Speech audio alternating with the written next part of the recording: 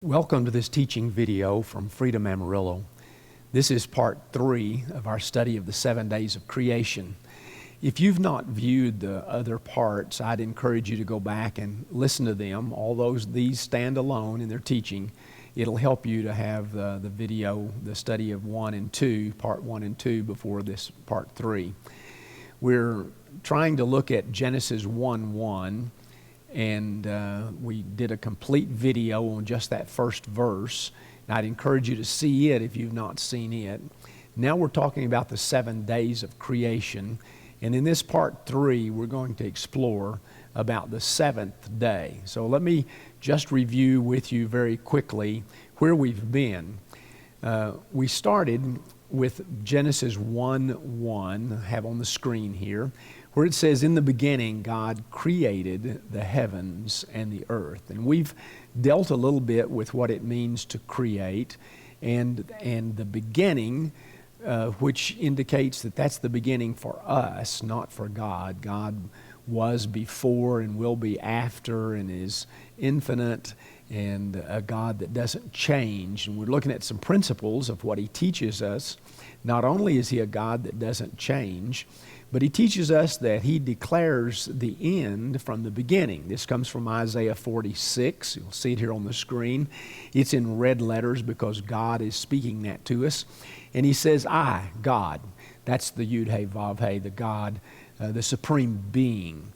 "I declare the end from the beginning, and from long ago what is not yet done, saying, my plan will take place, and I will do my will." This is one of the principles that we're learning as we look at these 7 days of creation. Now, reviewing from the prior videos, we realize we've read ahead. We know that there are 7 days in the creation story. So let's review so we can remember which day each thing happens, and then we'll look at our particular day for this video.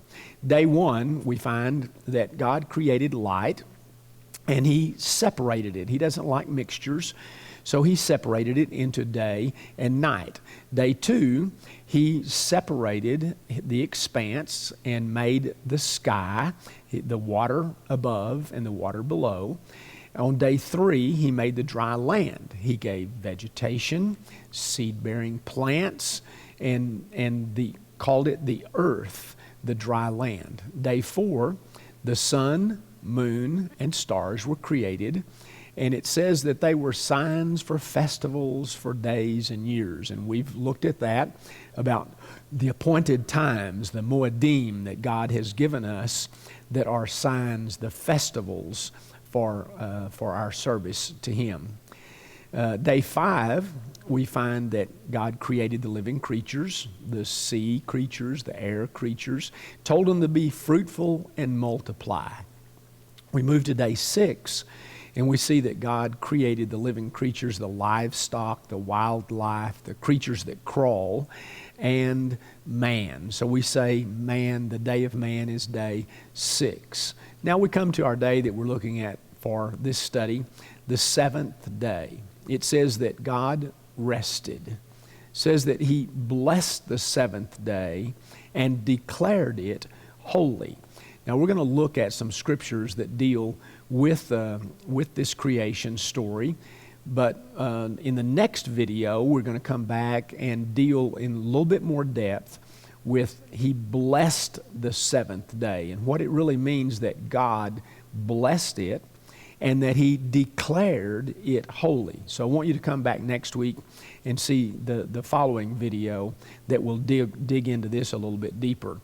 Now, when he blessed it and declared it holy, that Hebrew word is kadosh.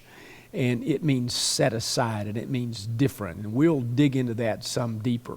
But let's go now to Genesis chapter 2 in the first verse, and read with me here on the screen as we see the 7th day, the last day of the creation story. Genesis 2, verse 1 says, "So the heavens and the earth and everything in them were completed."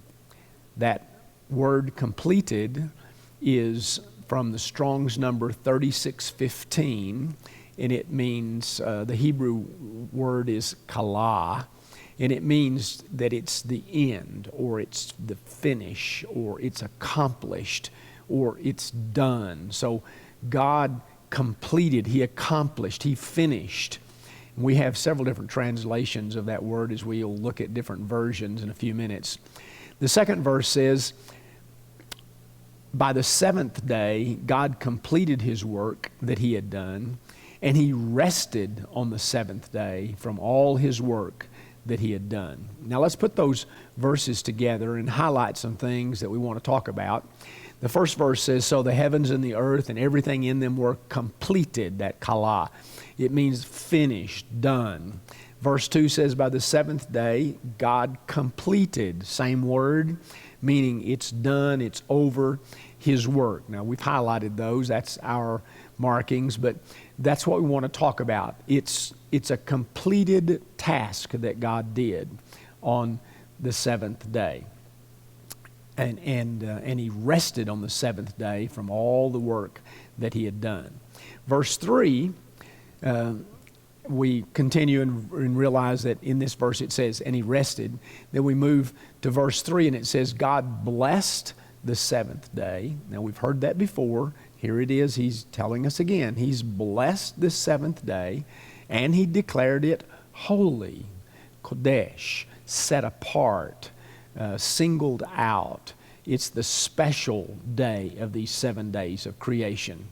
For on it, the seventh day, He, that's the Yud He Vav He, God Himself, rested from His work of creation. Now, we're going to highlight that, blessed the seventh day, and then we're going to highlight, declared it holy. This means He sanctified it, that He set it apart, that He made it special, that He made it holy. Now, if we see here in the very beginning of the Bible, God says He declares the end from the beginning, and He says He is a God that does not change. God put His stamp of approval. He made it a special day, the seventh day, the Sabbath day. Now, let's make a list of these things. First of all, we're going to see that God completed His work. Okay? That means that it's done. There's not any more creation that God needs to do to give to us. He completed, kala, His work. Then we'll see that He rested. Now, logically and theologically also, we realize that God didn't need to rest. He was not tired and needed to rest. But remember, God is teaching us principles that we are to live by. And God sent His word to us that we could become the people that He's chosen us to be, and we could observe the Sabbath day, and we could rest on that day because God knew that we needed to rest. He's setting down a principle that we need to learn. So we see the third point is that God blessed this day, and it's the seventh day, and He blessed that day. Now we're going to in the next video we're going to look at what it means when God blesses a particular thing. And then we find that He declared it holy, set apart, separate, different. So we realize that God completed it. He rested on the seventh day. He blessed that seventh day. He declared it holy. All of these are surrounded on the Sabbath, the seventh day.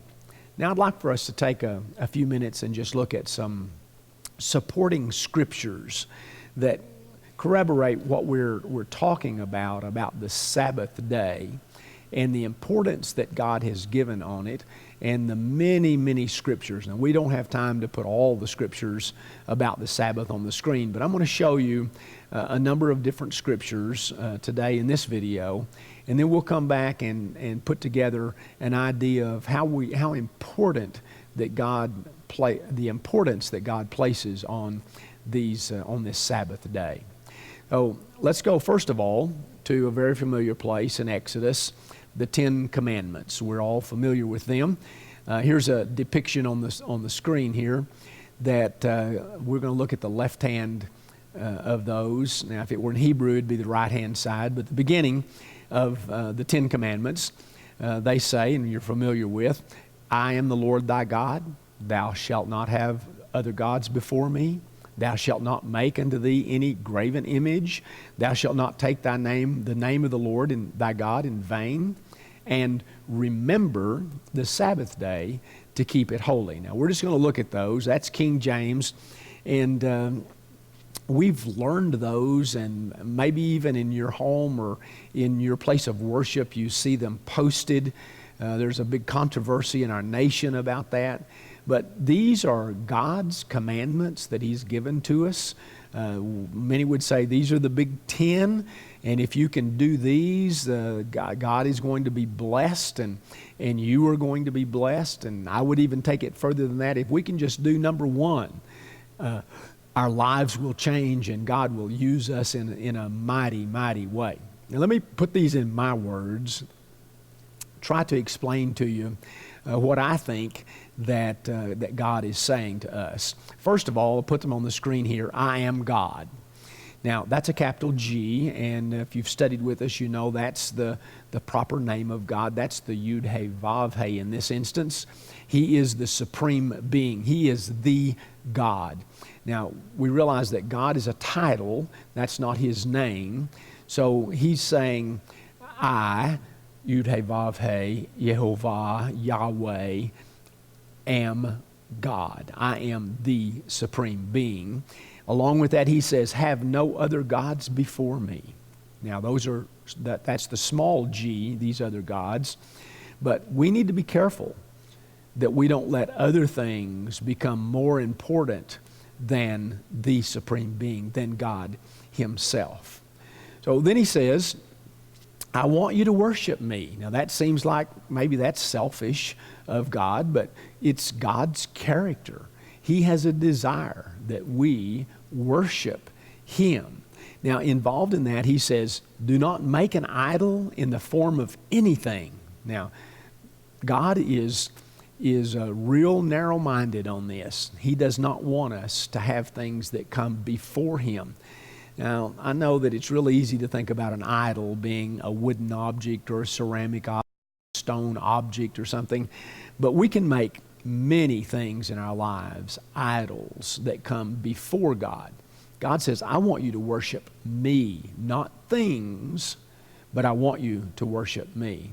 And then He says, don't misuse my name. King James says, don't take my name in vain. And we think, well, that's cussing. Those are the bad words that we use. Yes, they are, but it's a lot more than that. It is misusing His name, misrepresenting His name. I would even go as far as to say, saying that we're a Christian and not living by those standards is misrepresenting who we are, and in turn misrepresents what God teaches. So we have to be very careful and not misuse His name. And then the fourth one, He says, I want you to spend time with me. Now, He says, I'm God. I want you to worship me. I don't want you to misuse my name. And I want you to spend a special time with me, set aside, Kodesh, holy, a day. I would suggest to you that that's Sabbath keeping, that it's thinking about it during the 6 days as we pray and as we worship Him and as we study His Word and as we fellowship together, but setting aside that 7th day as a special day, different, set apart, Sabbath keeping. Now, we're going to look at different scriptures that help us with the Sabbath, that give us some background and some more thoughts that God gives to us. And we'll begin in Exodus, where this in the Ten Commandments is the very beginning point that we've looked at. It says, verse 8, remember the Sabbath day to keep it holy. 6 days shalt thou labor and do thy work. But the 7th day is the Sabbath of the Lord your God. In it you shall not do any work, you, nor your son, nor your daughter, your manservant, nor your maidservant, nor your cattle, nor your stranger that is within your gates. For in 6 days the Lord made heaven and earth, the sea, and all that is in them, and he rested on the seventh day. Wherefore the Lord blessed the Sabbath day and hallowed it. Now we see in this depiction here in the Exodus, in the giving of the Ten Commandments, that much of Genesis 2 is repeated almost exactly, where he blessed it and he hallowed it, or set it apart, or made it holy. Now I made a list, and I want you just to look at the list with me, and let's work on that. It says that God ended his work, God rested, God blessed the seventh day, and he made it holy. He sanctified it. He hallowed that day. Now, we move a little bit further into Exodus. We see in Exodus 31, verse 12, God begins to speak to us there. And let's read that, Exodus 31, verse 12. And the Lord spoke unto Moses, saying, Speak you also unto the children of Israel, saying, Verily my Sabbaths you shall keep, for it is a sign between me and you throughout your generations, that you may know that I am the Lord that does sanctify it. So we find here that God made a covenant at Mount Sinai with the people, and then he comes back and says, this is going to be the sign of that covenant, that agreement that we have between us. It is of the Sabbath. Verse 14 goes on and says, You shall keep the Sabbath, therefore, for it is holy unto you. Every one that defiles it shall surely be put to death. For whosoever doeth any work therein, that soul shall be cut off from among his people. Wow, it looks very important to God that he would say this is a life and death thing. Goes on, verse 13. If you turn away your foot from the Sabbath, this is in Isaiah. We're giving some verses that we want to look at and divide up this Sabbath into all different parts of the Bible and how it teaches us about the Sabbath. So in Isaiah 58:13, it says, If you turn away your foot from the Sabbath, from doing your pleasure on my holy day, and call the Sabbath a delight, the holy of the Lord, honorable, and shall honor him, not doing your own ways, nor finding your own pleasure, nor speaking your own words.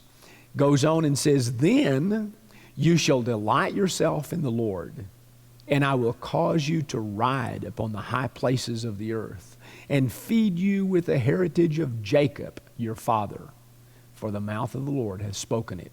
What a great commandment that God's giving us through the prophet Isaiah. Now let's move to Leviticus, a chapter that we've looked at before, chapter 23. And it says, And the Lord spoke to Moses, and here's the red letters of God speaking to us. And he says, Moses, speak to the children of Israel and say to them, concerning the feasts or festivals or the Moedim of the Lord, which you shall proclaim to be holy convocations, even these are my feasts. So the Moedim, the set-aside dates, the special appointed times of God, are to be a time that we gather together. These are my feasts. Verse 3, 6 days shall work be done, but the seventh is the Sabbath of rest, a holy convocation. You shall do no work therein. It is the Sabbath of the Lord in all your dwellings. Now let's look at Deuteronomy. Deuteronomy chapter 5, verse 12 says, Keep the Sabbath day to sanctify it, as the Lord your God has commanded you. Now let's go back to Isaiah 56. God says this, Keep you judgment and do justice, for my salvation is near to come, and my righteousness is to be revealed. Verse 2, Blessed is the man that does this, that keeps justice And the Son of Man that lays hold on it, that keeps the Sabbath from polluting it, and keeps his hand from doing any evil. Now we're going to see that God says that you're blessed if you keep it and don't pollute it. We're going to see in a few minutes examples of when God's people did not obey what God said, and he says they have polluted my Sabbath. Now we'll go to Ezekiel.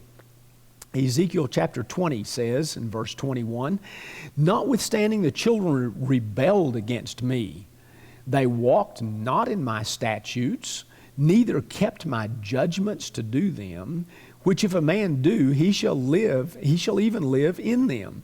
They polluted my Sabbaths." Then he went on and says, "Then I said I would pour out my fury on them to accomplish my anger against them in the wilderness." Well, we could go on and on in the Old Testament of illustrations and verses that talk about the Sabbath, but I want to hit just a few highlights in the New Testament and give credence that Jesus, Yeshua, observed the Sabbath, and we should be followers of him and do what he did. Mark 1:21 says, "And they went," that's Yeshua and his apostles, disciples, followers, "they went into Capernaum, and straightway on the Sabbath day, or the seventh day, or Saturday we would say, he capitalized Yeshua himself, God, entered into the synagogue and taught." Mark 2:27 says, "And he said to them, the Sabbath was made for man, and not man for the Sabbath. Therefore, the Son of Man is Lord also of the Sabbath." In the Gospel of Luke, we find the Sabbath. Chapter 4, verse 16, "And he came to Nazareth, where he had been brought up. And as his custom was, he went into the synagogue on the Sabbath day, and stood up to read." In the book of Colossians, we have chapter 2, verse 16, 17. He says, "Let no man therefore judge you in meat or in drink or in respect to a holy day or of a new moon or of the Sabbath days." Don't let people judge you because you keep the Sabbath, "which are the shadow of things to come, but the body is of Christ." Now, there are many other verses, but we're just going to take a break and think about Sabbath.